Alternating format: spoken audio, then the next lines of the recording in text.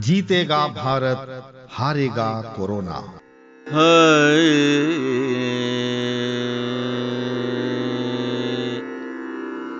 Corona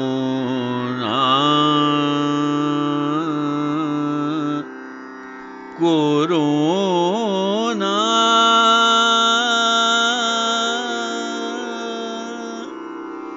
corona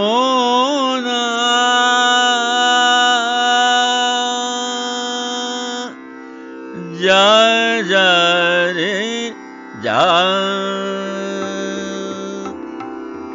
corona जा जा रे जा रे जा रे जा कोरोना जा जा रे जा रे जा रे जा कोरोना जा जा रे जा रे जा रे जा। कहाँ से आया कहाँ से आया कहाँ से आया तू दुनिया से जा कोरोना जा जा रे जा रे जा रे जा कोरोना जा जा रे जा रे जा रे जा।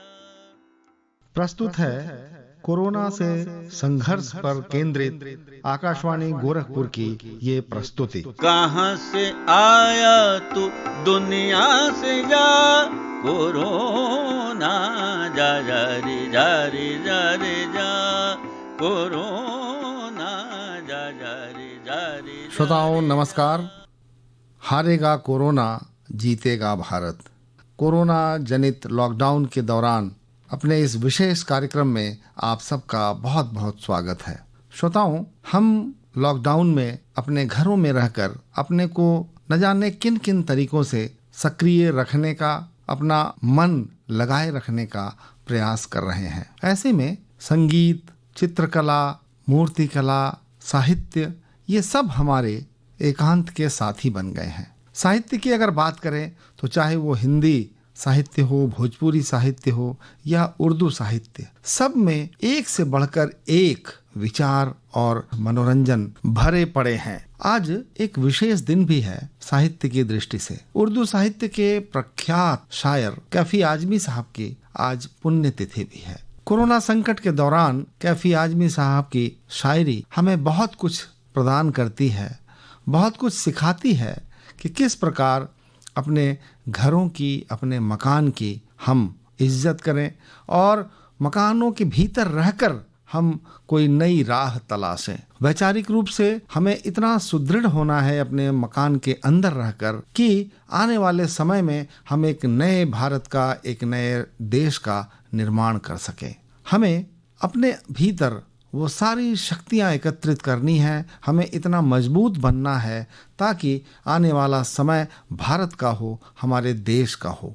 आज हम अपने इस कार्यक्रम में आपको कैफी आजमी साहब को श्रद्धांजलि अर्पित करेंगे और साथ ही साथ कोरोना के दौरान क्या सावधानियां बरती जाएं, इन पर भी अपना ध्यान केंद्रित करेंगे। साथ ही साथ एक लोकगीत हम आपको सुनवाएंगे नियामत अली और साथियों की आवाज में। श्रोताओं, नियामत अली भोजपुरी लोकगीतों का ऐसा नाम है जिन्होंने कई अमर गीतों की रचना की है, जो हमारे जीवन के उन पहलुओं से जुड़े हुए हैं जो लोक जीवन से जुड़े हुए थे, जो एक आम किसान, एक आम ग्रामीण के जीवन से जुड़ी हुई थी। तो ये सब हम आज अपने इस कार्यक्रम में लेकर आए हैं। लेकिन उससे पहले आइए सुनते हैं गोरखपुर जनपद के वरिष्ठ पुलिस अधीक्षक डॉक्टर सुनील कुमार गुप्ता का कोरोना संकट के दौरान ये संदेश। आप सभी जनता का और सभी जो आज कोरोना से लड़ रहे हैं, चाहे वो मीडिया कर्मी हैं, चाहे स्वास्थ्य कर्मी हैं, सफाई कर्मी हैं, शासन प्रशासन के लोग हैं, पुलिस कर्मी हैं, सभी का धन्यवाद दूंगा और जनता का भी धन्यवाद दूंगा।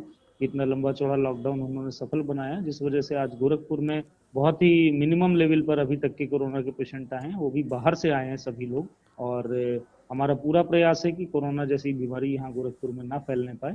और मैं आपके माध्यम से ये लोगों से गुजारिश करना चाहूँगा कि लॉकडाउन के नियमों का अक्षरशः पालन करें। ये आपकी सुरक्षा के लिए, आपकी स्वास्थ्य को देखते हुए बनाए गए हैं और आपदा कानून के तहत इसमें बहुत कड़ी सजा होने वाली है और इसमें 7 साल तक सजा हो सकती है इस तरह का ये नियम कानून ना पालन करने पे। और मैं लोगों से आपके माध्यम से गुजारिश करना चाहूँगा कि लोग बार बार हाथ धोएं, अपने मास्क अवश्य लगाएं, आरोग्य सेतु ऐप अवश्य डाउनलोड करें। उसके लिए भी कल डीएम साहब ने आदेश निकाल दिया है। जो अपने पास स्मार्टफोन में डाउनलोड नहीं करेगा वो कहीं ना कहीं फिर जो है कानून के खिलाफ। जी और जी साथ ही साथ लोग सामाजिक दूरी बनाकर रखें, नियम विरुद्ध कार्य ना करें। कुछ लोगों को दुकान खोलने की परमिशन है, नियत समय पर नियत जगह पर, और उसी हिसाब से वो दुकान खोलें, अपने काम काज, और हमारा कोरोना से लड़ने में सहयोग। सर, किसी व्यक्ति को अगर अब कुछ ऐसी समस्या महसूस होती है या उसे प्रतीत होता है कि अगल बगल कहीं कुछ शायद इस तरह के बीमार या कोविड प्रभावित व्यक्ति हैं अगल बगल, तो वो डरते भी हैं अपने सामाजिक संबंध है उनको बचाने के कारण कि वो जी बिल्कुल, देखिए 102 नंबर 108 नंबर लगाएं, स्वास्थ्य कर्मी पहुंचेंगे वहां पर और वो तत्काल संज्ञान में लिया जाएगा। जी जी जी जी जी। और अगर किसी को सर समस्या हो तो वो कहाँ तत्काल में किस अस्पताल, क्योंकि देखिए प्राइवेट। स्वास्थ्य संबंधी समस्या है तो उसके लिए स्वास्थ्य महकमा बना हुआ है। जी जी लोग तुरंत ही स्वास्थ्य महकमे को, आसपास के जो नजदीकी सरकारी स्वास्थ्य का अस्पताल है, कम्युनिटी सेंटर है, जी जी कम्युनिटी हेल्थ सेंटर है या पीएचसी है, सभी जगह जागरूकता है। हमारे स्वास्थ्य महकमे की जो एएनएम्स हैं, आशा बहुएं हैं, वो भी बहुत भारी संख्या में डोर टू डोर सर्वे कर रही हैं और जो 102 और 108 एम्बुलेंस सर्विसेज हैं उनका इस्तेमाल करें। जी जी। सर, आपने बताया कि जो बीमार हमारे यहाँ मिले या जो इससे प्रभावित मिले इन्फेक्टेड लोग, वो प्राय ज़्यादातर बाहर से आए हुए लोग थे। सर, उनको रोकने के लिए आपने लॉकडाउन की व्यवस्था की है कि बाहर के रास्ते जो हैं पूरी तरह से हमारा रुके? पूरा प्रयास है कि जनपद के अंदर जो बाहरी नाके हैं जी वो बहुत सख्त किए गए हैं। एक एक एम्बुलेंस की चेकिंग स्वास्थ्य विभाग के डॉक्टर्स कर रहे हैं। जी पुलिस का काम तो खाली नाके पर उनको रोकना है और स्वास्थ्य कर्मी उनको चेक करते हैं, किसको छोड़ना किसको नहीं छोड़ना, किसको हम वहीं क्वारंटीन कर लेते हैं। और इस वजह से ही हम अभी तक के बहुत सारी लोगों को अंदर घुसने से बचा पाए हैं। लोग अनजाने में ही आ जाते हैं, घर तक पहुंच जाते हैं जी जी और जी 2-4 दिन रह जाते हैं। कई शहरों में ये हुआ। फिलहाल अभी तक हमारे शहर में जागरूकता भी बहुत है। हम लोगों से भी यही अपील करेंगे कि अगर उनको कोई संदिग्ध व्यक्ति आसपास दिखाई देता है, तुरंत शासन प्रशासन और स्वास्थ्य विभाग को बताएं। सर, एक समस्या की तरफ और आपका ध्यान चाहेंगे। बहुत सारे लोग ऐसे हैं जो फंसे हुए हैं दूसरी जगहों पर और किन्हीं कारणवश वो गए थे 1 दिन 2 दिन के लिए मिलने जुलने या किसी काम से, और वो वापस अपने जनपद नहीं आ पा रहे हैं। और इसमें तो कई ऐसे हैं जो कर्मचारी हैं, सरकारी कर्मचारी हैं। हमारे आकाशवाणी के भी कुछ लोग इस तरह के हैं जो अपने घर गए थे सैटरडे संडे की छुट्टी में और वो वापस काम के लिए आना चाहते थे, नहीं आ मैं पाए। इतना ही कहूंगा कि लॉकडाउन के नियम बनाए गए हैं जी और उन नियमों के तहत ही सारा काम किया जाए, वही बेहतर होगा। जी जी जी जी जी जी। सर, आपकी बहुत बहुत शुभकामनाएं, बहुत बहुत धन्यवाद आपको, आपने हमें समय दिया। बहुत बहुत धन्यवाद सर।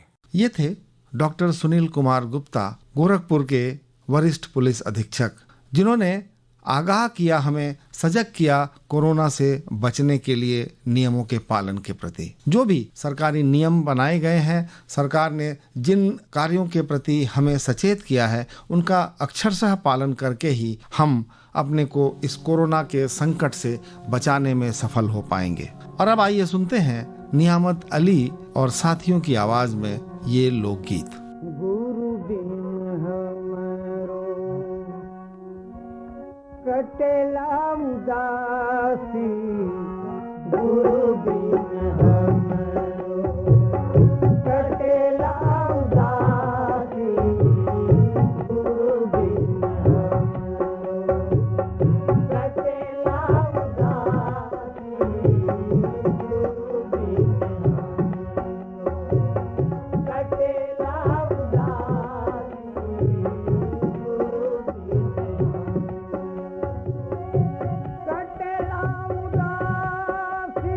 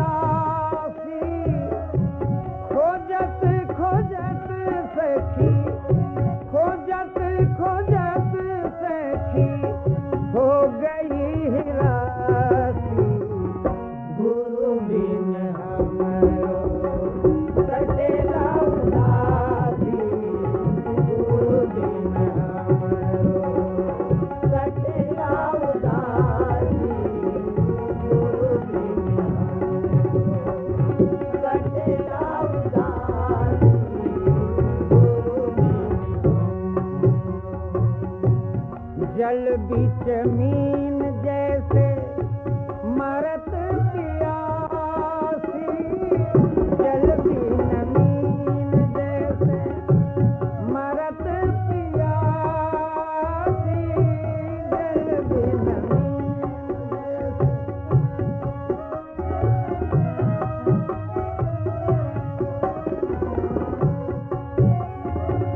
अब जल बिन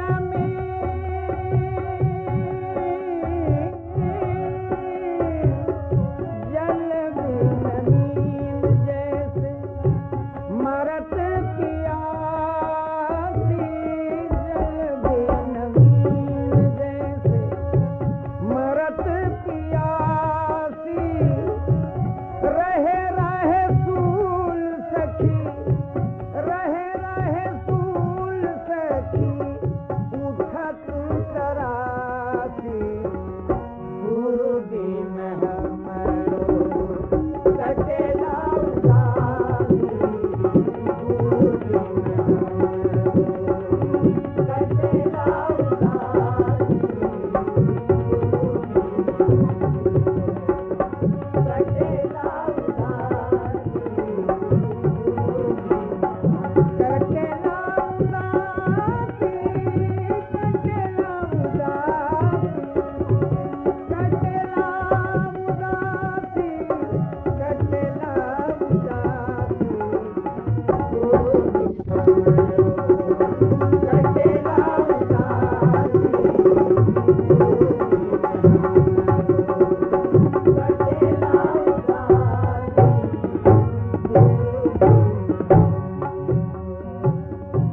कितना वो देवता के भाखेला भरासी, कितना वो देवता के भाखेला भरासी, तबो ना सहाय भैली, तबो ना सहाय भैली, राम रमासी, गुरुदिन हमरो कटेला उदासी, गुरुदिन हमरो कटेला उदासी, गुरुदिन हमरो कटेला उदासी, गुरुदिन हमरो कटेला उदासी,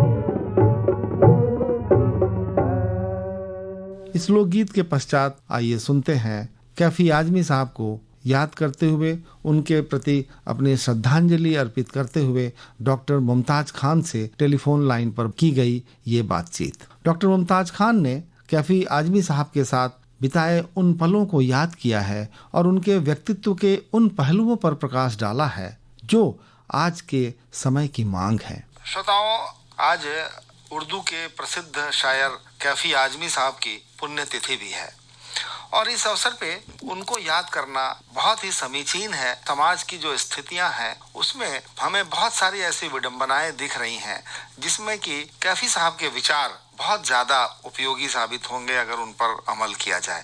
उनको श्रद्धांजलि दे रहे हैं रंगमंच के प्रसिद्ध कलाकार, पेशे से पत्रकार और कार्य से हमारे प्रसारण कर्मी डॉक्टर मुमताज खान से हमने बातचीत की और हम जानना चाहेंगे कि वो कैफी साहब को किस प्रकार याद कर रहे हैं। डॉक्टर मुमताज खान साहब। कैफी आजमी साहब का जन्म हम सब जानते हैं कि किसी थोड़े से आगे के क्षेत्र आजमगढ़ जिसे हम कहें, आजमगढ़ की एक फूलपुर तहसील में एक गांव है निजवा, वहाँ 14 जनवरी 1919 को हुआ था और 10 मई 2002 को मुंबई में जानकी कुटीर में उनका घर है जुहू पे, जी, तो वहाँ उनका निधन हो गया था।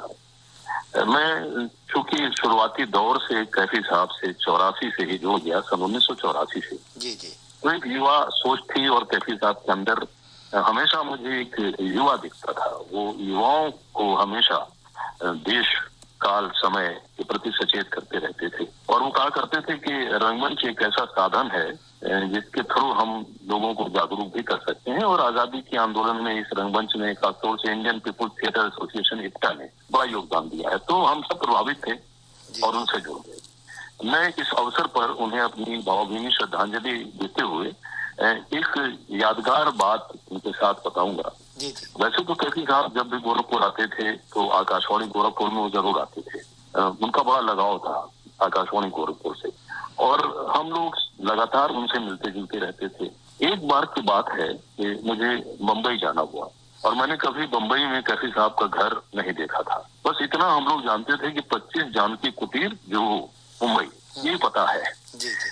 तो मुंबई में जा करके मैं एक जगह जुहू में ठहरा था, मुझे ध्यान आया तो मैंने उनका नंबर मिलाया कैफी साहब का। वो मुझे अच्छी तरह से याद है, 24 मार्च सन 2002 की घटना है और उनकी मृत्यु हुई मई में 2002 में। जी जी। वो उनका सेवक है जो जिसे वो अपने बेटे की तरह मानते हैं, गोपाल। गोपाल ने फोन उठाया तो मैंने गोपाल से कहा कि गोपाल मैं मुमताज बोल रहा हूँ। तो बोला कि सर कहाँ से बोल रहे हैं? मैंने कहा मुंबई से। तो बोला कि अरे कहाँ किस जगह से? मैंने बताया फला जगह से। तो उसने कहा अरे आप बस फोन रखिए मैं आ रहा हूँ।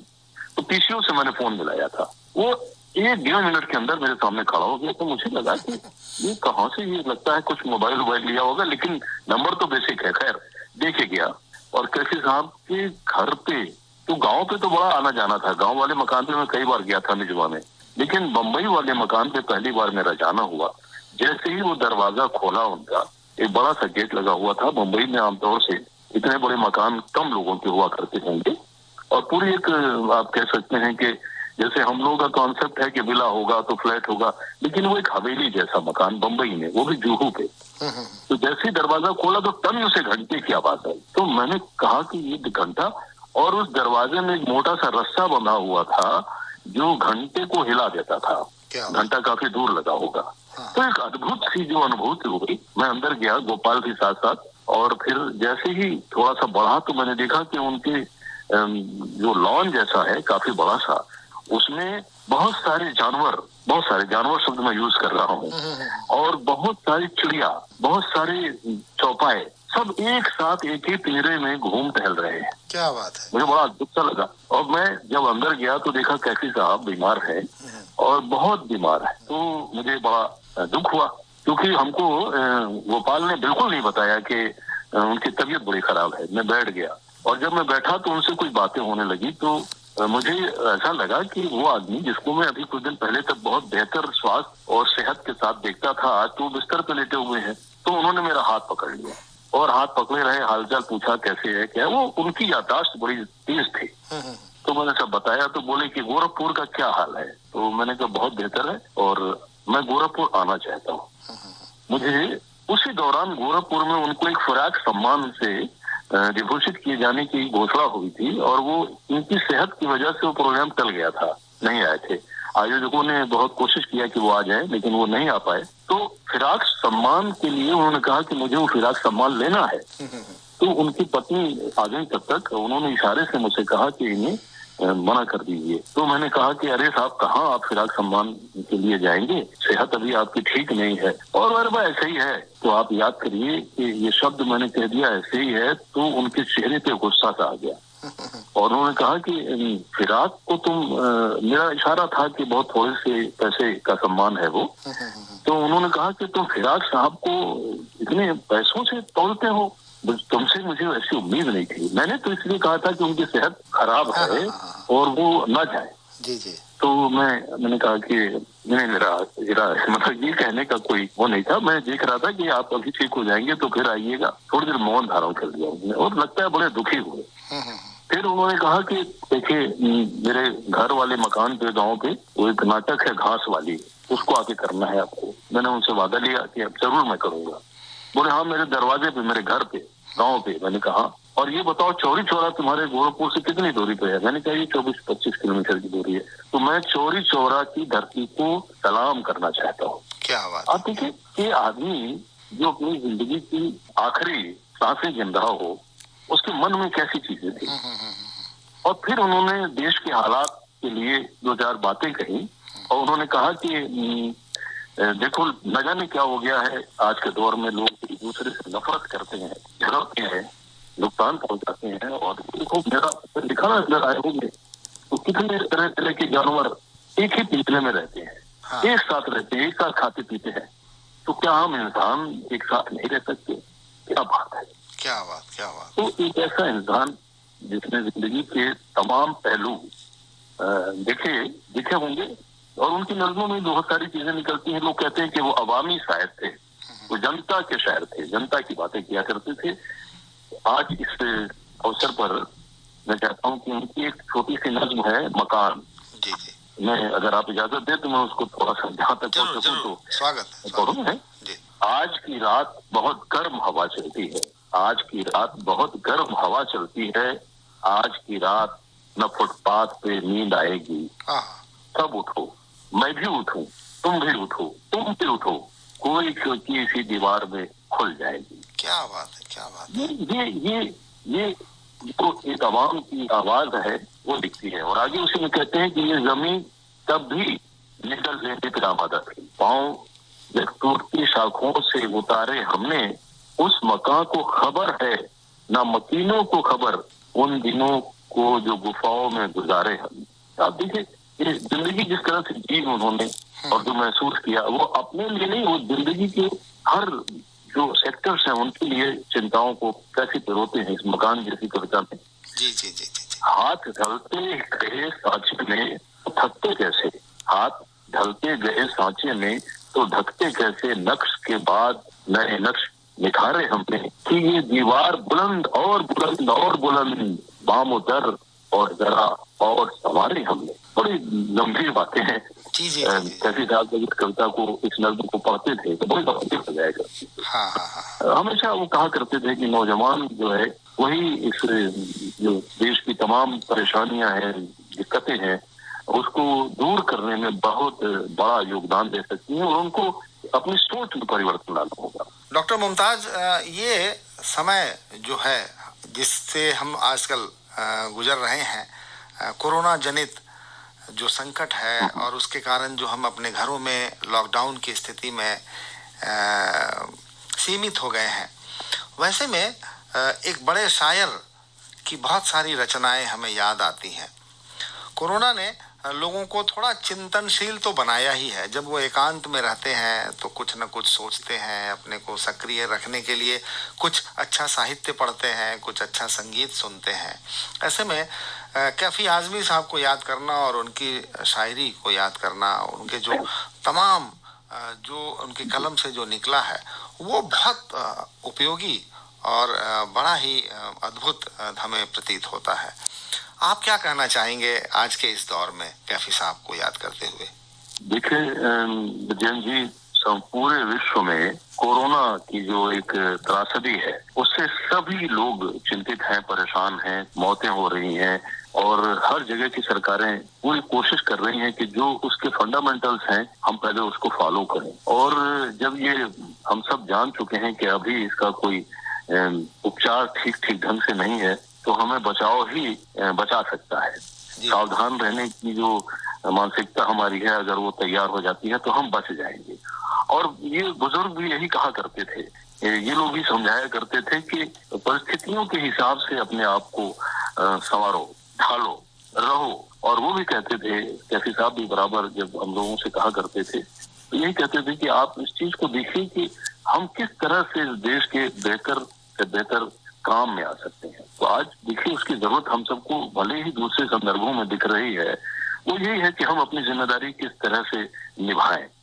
और इतना बड़ा एक लॉकडाउन का जो मामला है कि हमें सबको एक जगह पे चुपचाप रह के, दूसरों से दूर रह के बस इस बात का ख्याल रखना है कि हम किसी तरह का ना संक्रमण किसी को दें और ना उससे लें, क्योंकि हम खुद नहीं जानते हैं कि हम संक्रमित हैं कि नहीं है, या वह व्यक्ति जो हमसे मिलने आ रहा है या जो बाजार में टहल रहा है, हम भी अगर बाहर निकल के टहलने लगे तो उससे उसका संक्रमण हम ले रहे हैं। हमें इसके लिए तो पूरी तौर से सतर्क रहने की जरूरत है। और मैंने शुरू में कहा कि अभी उतनी चिकित्सकीय या कोई ऐसी औषधि उपलब्ध नहीं है तो बचाव ही हमें करना है और बचते बचाते ही जिंदगी को बेहतर हम रास्ता दे सकते हैं। और इसमें सब लोग कोशिश भी कर रहे हैं। खासतौर से आपने देखा है कि हमारे इस खुद क्षेत्र में, गांव में, शहर में, कस्बों में जो जागरूक नौजवान है वो भी सामने आए हैं और वो खुद बहुत चढ़कर हिस्सेदारी कर रहे हैं। इसीलिए देखिए जो उनकी नज्म है वो मकान है ना, वो मकान को ही कहती है और मकान का संदर्भ यही है कि हमारे हिसाब से कि हमको अभी वहीं रहना है,